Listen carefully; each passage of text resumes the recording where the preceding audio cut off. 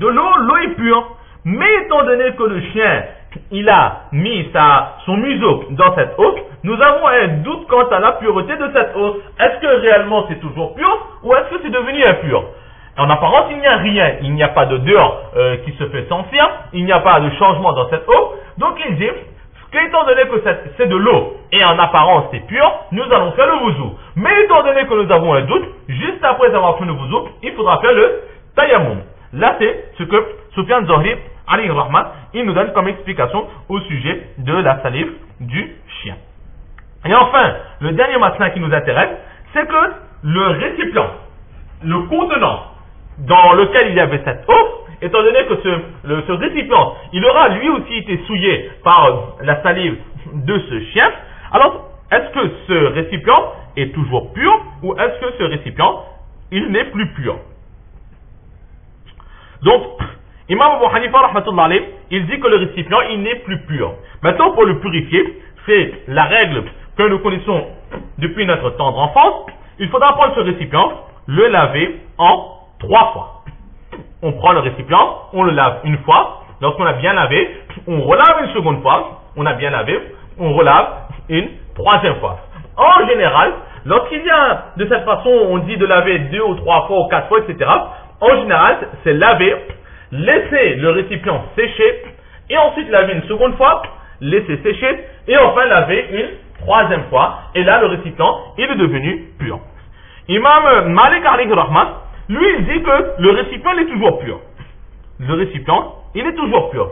Mais nous allons voir dans les hadiths qui viennent que le prophète d'Allah, il a ordonné de laver les récipients qui auront été lavés par le chien.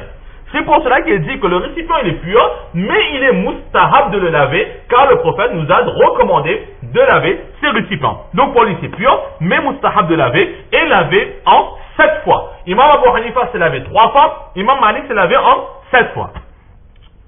Imam Shafi'i alayhi rahmat, lui il dit que ce récipient il est impur, et il faudra le laver en 7 fois aussi. Donc Imam Malik et Imam Shafi'i, tous les deux disent qu'il faut laver en 7 fois. Et ensuite, il faut laver aussi une fois avec de la terre. Donc, là, Imam Nawawi nous explique, c'est prendre un peu de terre, le mélanger dans un peu d'eau, donc faire une sorte de boue, et ensuite laver le récipient entier avec cette terre humide, ce semblant de boue, laver le récipient entier avec. Et Imam Ahmad ibn Hanbal, alayhi rahman, lui, il va un peu plus loin, il dit qu'il faudra laver ce récipient en 8 fois. 8 fois, et une fois avec de la terre, exactement comme Imam Shafi'i alayhi rahma. Donc Imam Abu Hanifa 3 fois, Imam Shafi'i, Imam Malik 7 fois, et Imam Ahmad ibn Hanbal en 8 fois. Donc là c'est le masla au sujet du récipient qui aurait été lavé par le chien.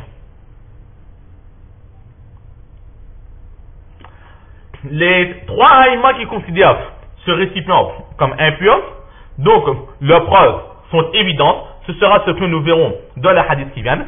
Le prophète sallallahu alayhi wa sallam a ordonné de rincer ces récipients. Mais maintenant, au sujet du nombre de fois. Au sujet du nombre de fois, Imam Ahmad ibn Hanbal il dit de laver 8 fois et une fois avec la terre. Sa preuve, c'est un hadith que nous allons voir, dans lequel le prophète sallallahu alayhi wa sallam il dit très clairement de laver en 8 fois et une fois avec de la terre. Nous allons voir le hadith. Imam Shafi'i, il dit de laver en 7 fois et une fois avec de la terre. Sa preuve est très simple. C'est un hadith que nous allons voir dans le Abu Daoud Sharif. Imam Malik alayhi rahma, il dit de laver en 7 fois. C'est une preuve qui est explicite. Nous allons le voir dans le livre du Abu Daoud Sharif. Il y a un hadith à l'appui. Et il reste ce pauvre, le malheureux Imam Abu Hanifa alayhi rahma, qui lui se fait attaquer de toutes parts. Parce que lui, pourquoi est-ce qu'il a dit de laver en 3 fois? Alors que dans tous les hadiths, c'est 7 fois ou 8 fois. Et lui, il est parti juste 3 fois. Alors, Imam Abu Hanifa, rahmatullah alayhi, maintenant, il va se défendre. Il dit que vous vous basez tous sur des hadiths. Effectivement, il y a un hadith qui dit 7, un hadith qui dit 8, un hadith qui dit avec de la terre, un hadith qui ne précise pas la terre. Et tous ces hadiths sont des hadiths de sources authentiques. Il n'y a aucun problème.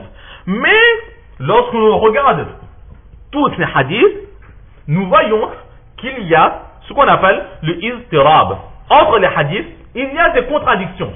des contradictions des hadiths, il y a un qui nous dit 7, un qui nous dit 8 fois, un qui nous dit avec de la terre, et un autre qui ne précise pas qu'il faut faire avec de la terre. Et les hadiths qui disent qu'il faut laver avec la terre, et bien de temps en temps, il y a des hadiths qui disent que la première fois, il faut laver avec de la terre. Dans d'autres hadiths, nous voyons qu'ils disent la dernière fois, laver avec de la terre.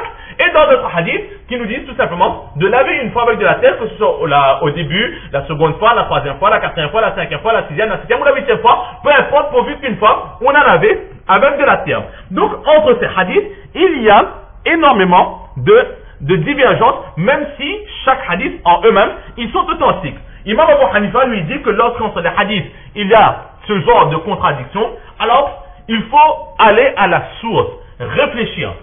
Pourquoi est-ce que le prophète sallallahu alayhi wa sallam, il a donné toutes ces explications? Pourquoi autant de divergences entre des hadiths? Lui, il part du principe que si je mets en pratique un hadith, alors je serai obligé de négliger les autres hadiths. Imam Ahmed, il dit qu'il faut laver en 8 fois et une fois avec de la terre.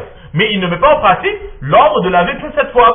Imam Shafi, il dit de laver 7 fois. Mais il ne met pas en pratique l'ordre de laver en 8 fois. Donc, on pourra mettre en pratique un hadith, mais on sera obligé de délaisser les autres hadiths. Ce qui voudrait dire que les autres hadiths sont, na'udzubillah, inutiles. Or, l'imam Abu Hanifa, alayhi rahmat, il n'est pas du tout de ce principe. Il recherche la sagesse, la profondeur, la lumière qui se cache dans ces hadiths, et il essaie de trouver un enseignement dans lequel tous les hadiths sont appliqués, sont mis en pratique.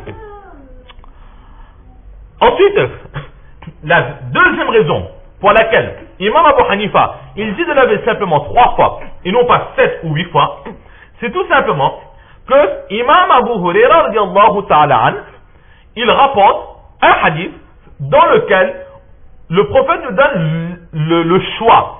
Dans ce hadith, il dit, Yurtalu, il va être lavé 3 fois ou 5 fois ou 7 fois. Là, nous voyons un autre chiffre, le chiffre 5. Et Imam Ahmad ibn Hanbal et Imam Shafi, ils ne mettent pas en pratique ce hadith qui dit de laver 5 fois. Et en plus, nous avons le choix. Donc Imam Abu Hanifa dit qu'étant donné que nous avons le choix, on ne peut obliger de laver 7 ou 8 fois. Mais il faut laisser ce choix depuis 3 jusqu'à 5, 7 ou 8 fois. Et donc, voilà donc certaines raisons pour lesquelles Imam Abu Hanifa, il dit cela. Donc Imam Abu Hanifa, il dit que nous allons essayer de mettre en pratique tous les hadiths. Le premier chiffre qui est employé, c'est le 3. Dans le hadith du Dalal Qutnim, il dit de laver 3 fois, ou bien 5 fois, ou bien 7 fois. Donc le chiffre minimum, c'est 3 fois. Nous allons dire que 3 fois, c'est obligatoire. Et pour autant, on ne va pas délaisser 5 fois, 7 fois ou 8 fois. Mais Imam Abu Hanifa, il dit que nous aussi, nous disons que les chiffres supérieurs, 5, 7 ou 8 fois, alors là, ce sera mustahab. Ce sera préférable. L'obligation, c'est 3 fois, mais il est préférable pour être sûr de laver 5 fois, 7 fois ou 8 fois. On a lavé 3 fois. Si on est satisfait, on est sûr que maintenant c'est propre, c'est ok. Mais si on a encore un doute, certaines personnes qui ont des doutes, oui, mais si j'ai mal lavé, alors on va dire, ben, lave encore 2 fois, 5 fois. Après 7 fois, il y a encore des doutes. Ben, lave encore 2 fois, 7 fois. Après 7 fois, il y a encore des doutes. On va dire, lave encore une fois, 8 fois. Mais maintenant, s'il a encore des doutes, là, on va le faire maintenant, ça suffit. Parce que ce sont des doutes. Et les doutes viennent de la part de Shaitan. En 8 fois, normalement, tu as lavé. Il faut que ce soit propre. Là, c'est ce que Imam Abu Hanifa, il nous dit. Et enfin, Imam Abu Hanifa, il nous dit tout simplement que les hadiths qui rapportent 5 fois, 7 fois ou 8 fois, ces hadiths ne sont plus d'actualité. C'est pour cela qu'on les garde comme mustahab, comme préférable. On dit que ces hadiths sont mansour. Ils ont été annulés sur l'ordre d'Allah subhanahu wa ta'ala par l'intermédiaire du saint prophète sallallahu alayhi wa sallam. Pourquoi? Comment cela? Tout simplement que lorsque le prophète sallallahu alayhi wa sallam il est arrivé à Madina Munawwara, il a vu que les Arabes, les Nasara, ils étaient fous amoureux des chiens. Ils passaient tout leur temps avec les chiens. Ils aimaient énormément les chiens et de ce fait, certaines personnes avaient tendance à négliger les adorations avec Allah subhanahu wa ta'ala. C'était le début de l'islam. Donc il fallait éduquer, il fallait donner le meilleur enseignement. C'est pour cela que pour créer un détachement dans le cœur de ses compagnons pour ces animaux et de créer un amour pour Allah subhanahu wa ta'ala, le prophète sallallahu alayhi wa sallam, il va donner un ordre très dur. Qu'est-ce qu'il va dire? Il va dire qu'à partir de maintenant, lorsque vous avez un chien, il faudra le tuer. Le but n'est pas de tuer un pauvre animal, mais tout simplement que chaque personne verra que j'aime le chien, mais si j'ai un chien, il faudra le tuer. Alors il est préférable que je donne ce chien la liberté, et de façon à ce que je n'ai plus de chien, je n'ai pas à le tuer. Donc de cette façon, le prophète sallallahu alayhi wa sallam sera très dur. Il va dire que, à présent, il faut tuer les chiens, de façon à ce que les compagnons cessent de garder avec eux ces chiens. Mais le but n'est pas de créer de la haine contre les chiens, il est dit que cet ordre va rester à peu près 2 ou 3 jours simplement. Et ensuite, le prophète sallallahu alayhi wa sallam, il va diminuer cette dureté. Il va voir un compagnon en train de jeter une pierre sur un chien. Alors le prophète sallallahu alayhi wa sallam va dire, mais qu'est-ce que vous avez contre ces chiens? Il ne vous a strictement rien fait. Pourquoi est-ce que vous abusez sur eux comme cela? Maintenant, à partir de maintenant,